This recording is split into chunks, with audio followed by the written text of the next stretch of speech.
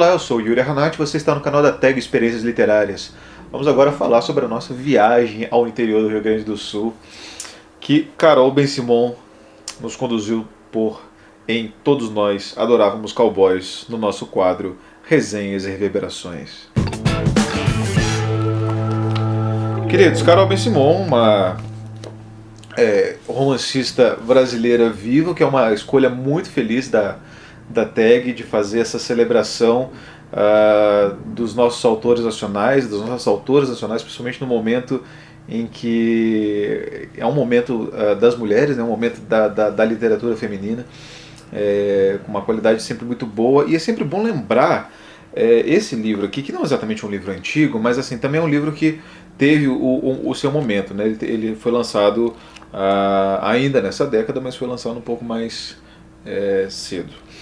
E, bom, para começo de conversa, assim, para começar o meu comentário sobre ele, acho que é bom pontuar que ele aborda duas coisas que a gente não vê todo dia na literatura. Primeiro, na literatura brasileira, que eu digo, aliás, três coisas. Primeiro, um roadbook, ou seja, né, um livro sobre viagem. Segundo, um mapeamento geográfico-literário do Rio Grande do Sul, que é pouco explorado, eu não lembro de ter lido nada. Também nunca li, né, não leio tudo que sai sobre o Rio Grande do Sul, mas lembro principalmente, acho que, do Tempo e o Vento, do Érico Veríssimo. Fora isso, lembro de pouca coisa ambientada pelo estado. E terceiro, um romance com a gente pode dizer, talvez com um cunho lésbico, né, que acho que é o grande diferencial da temática desse livro. Inclusive, razão pela qual muitos associam esse livro a um romance, dentro do romance LGBT, enfim, um romance lésbico que é pouco referenciado ainda na literatura. Bom, o roadbook que a Carol Ben-Simon faz para levar a gente nessa viagem com ela é principalmente um livro que guarda em si algumas qualidades de imaginação e desenvolvimento de história a partir de pouca matéria-prima. Então, assim, isso até a Noemi já fala na apresentação do livro, que a viagem é uma viagem monótona, uma viagem sem muitas paisagens fantásticas e tal, né? É diferente lá de você ler lá na Natureza Selvagem, né, que o sujeito lá, o Alexander Supertramp, né, passa por aqueles lugares lindos, vê aquelas coisas maravilhosas e tal. Não, estão viajando pelo estado delas, com um certo olhar citadino em relação ao interior, né, então assim, com aquela, não chega a ser arrogância, é muito ansioso falar de arrogância, mas assim, é uma visão de quem não entende muito bem as simbologias do interior, e isso a cidade causa mesmo, né? A cidade distancia você desses símbolos da civilização um pouco mais colona, civilização mais pioneira, né? Então, o olhar das personagens sobre essa paisagem também não é um olhar que favorece um deslumbramento nem nada do tipo. E a partir dessa falta de maiores deslumbramentos geográficos, de maiores materiais para se trabalhar o desenvolvimento de uma personagem, que afinal de contas esse livro é um romance de formação, ela consegue tratar de temas, primeiro, muito universais, a partir de coisas muito regionais, né? De situações muito grandiosas a partir de situações pouco grandiosas. Então tudo isso está compondo aquilo que a gente descobre ao final da leitura, que é um livraço, né? Enfim, que é um romance muito completo, muito maduro, enfim.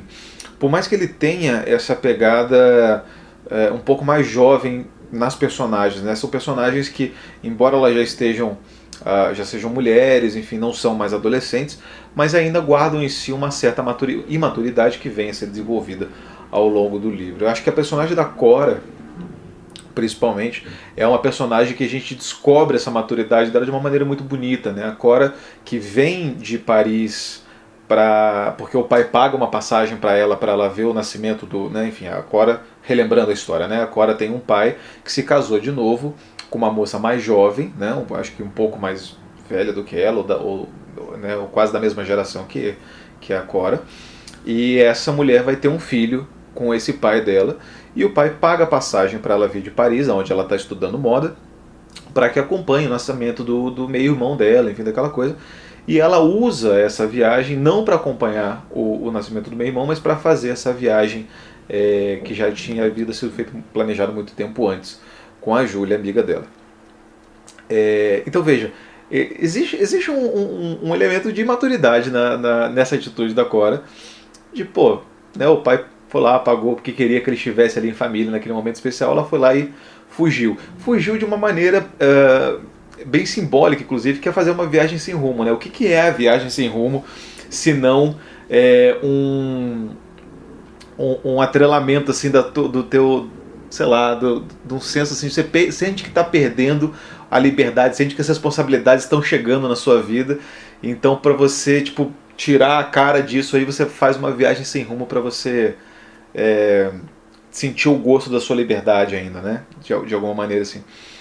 E a Cora, ela começa o romance então fazendo essa viagem, e claro que a gente sabe disso, meio sem saber, mas a gente sabe disso pela nossa experiência de vida, pela nossa leitura de mundo, até a gente chegar no livro dela, mas a gente ainda nutre alguma esperança de que aquilo seja alguma arquitetação de uma mente mais amadurecida, mais despojada, que faz aquele outro caminho, né, que de largar tudo e fazer uma viagem para poder parar com excesso de responsabilidade. Na verdade não, o excesso de responsabilidade ainda não chegou na Cora, e a prova disso é essa viagem que ela faz, né, justamente para se distanciar dessa questão familiar com a qual ela não gosta de se relacionar, enfim.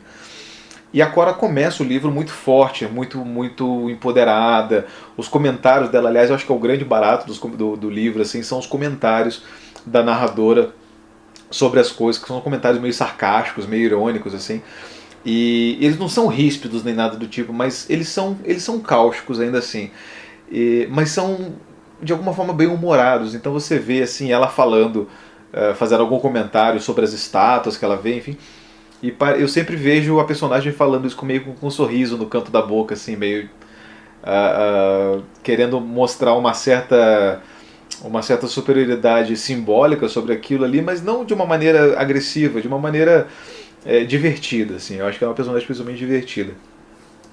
E ao longo do livro ela vai deixando um pouco isso para ser a moça jovem adulta com problemas de insegurança que ela transparece, enfim, na ligação para o pai e tal. E é muito interessante que a gente associa muito a maturidade à força, mas a gente vê que a maturidade da Cora, ela se desenvolve na mesma medida em que as fraquezas dela são reveladas, né? Então, eu acho que sei lá, é um símbolo muito interessante no livro, de você ver que a maturidade está atrelada ao reconhecimento das suas fraquezas, ao reconhecimento das suas limitações, das suas inseguranças, dos seus medos, enfim, de tudo isso, daquilo que você nega quando você é mais jovem e você precisa se mostrar forte diante do mundo, diante das pessoas, diante da própria família, às vezes.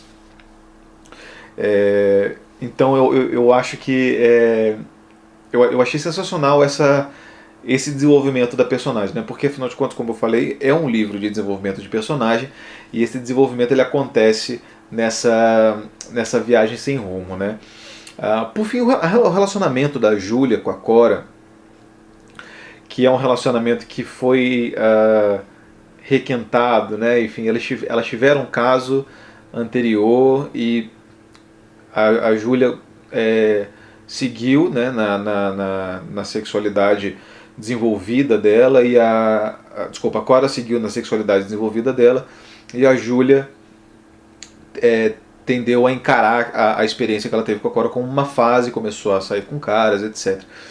Então mostra também pra gente, né, principalmente pra gente que é heterossexual, eu acho que é uma coisa, é uma oportunidade muito boa da gente ver como é que é essa coisa de você flertar com pessoas que têm uma sexualidade fluida, né? Enfim, que não necessariamente se alinham e se filiam permanentemente a um dos polos. A gente acaba vendo como é que funciona esses medos. Assim, ela fala assim, putz, mas será que é? Eu olho pra pessoa, a pessoa acha que eu sou legal, será que ela sabe que eu tô dando em cima dela, né? Enfim, toda aquela coisa que num flerte heterossexual, por exemplo, os símbolos meio que já estão montados num teatro, num joguinho de carta marcada que é muito fácil de ler, e às vezes até bem mais fácil dependendo de como é a tua experiência no negócio, né?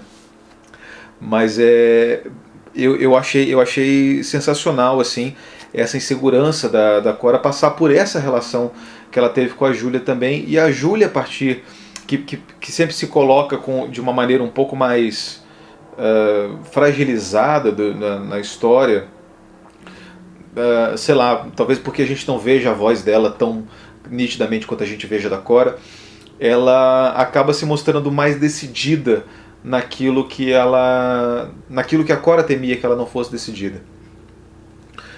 E as duas vacilam em vários momentos, enfim, e elas se corrigem e se acertam e tentam entrar em sintonia uma com a outra, mesmo quando essa sintonia ameaça falhar. É mais um exemplo de uma maturidade narrativa da Carol, que entende que essa dinâmica de relacionamento ela nunca é uma coisa linear, enfim, ela é muito parecida com essa viagem que as personagens fazem. Elas dão voltas, elas vagam meio, tateiam caminhos e encontram coisas ou não encontram nada, né? Então, assim, a estrada, né? A estrada tem ela guarda muitas simbologias, assim. Para mim, especificamente, a estrada é uma coisa muito importante, assim, a parte da minha filosofia, e tem aquele momento que a estrada de alguma maneira reconecta você com você mesmo, assim, né?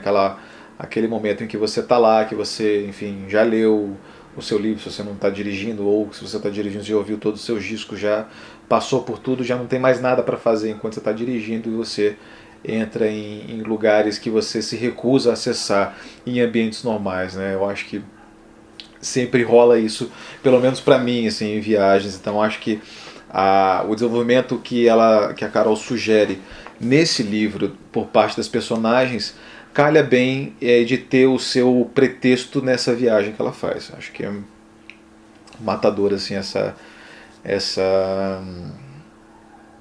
esse motivo, né, o motivo da viagem com o desenvolvimento das personagens. Bom, sobre os outros backgrounds e como a história se desenvolve para lá, eu acho que enfim, o final da história é mais a conclusão da maturidade, né? Essa coisa de fugir e depois encontrar é típico de uma passagem de enfrentamento dos seus problemas, de enfrentamento dos seus medos, das suas inseguranças. O que eu ia falar? Peraí. E tudo isso culmina numa cena para ela de infância, de adolescência, em que ela tá lá vendo que ela tá com a Júlia no quarto dela, e vem e fala pra mãe, que é uma amiga e tal, sobe pro quarto e tá passando um filme de cowboy, e ela abraça ela, né, e ela diz que gosta de cowboys, ela fala: todos nós adorávamos cowboys. Assim, é claro que você coloca o nome o título do livro e a última frase do livro, é claro que você quer que as pessoas elaborem todo tipo de interpretação a respeito disso, né? De por que toda a história culmina naquela frase, de por que... Então, assim, acho que da minha parte seria um pouco cioso, assim, querer ser definidor desse significado. Eu só posso, tipo, dar hipóteses, né? Como vocês também muito provavelmente devem ter as suas hipóteses. Para mim é uma história de confidência compartilhada, né? Essa coisa o momento do filme, né, em que ela diz que se gosta, ela vem e gosta junto, né, para estar junto dela. Uma confidência compartilhada. Mas a história do cowboy também é a história das estradas, também é a história dos descobrimentos, né? Afinal de contas, os filmes de Velho Oeste são os filmes da época da Corrida do Ouro, daquele momento do Velho Oeste que estavam desbravando toda uma parte dos Estados Unidos ainda.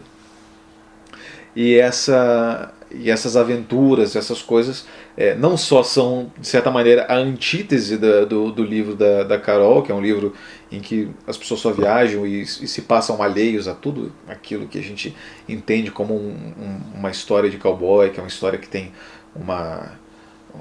uma violência e uma vingança e alguma coisa, né?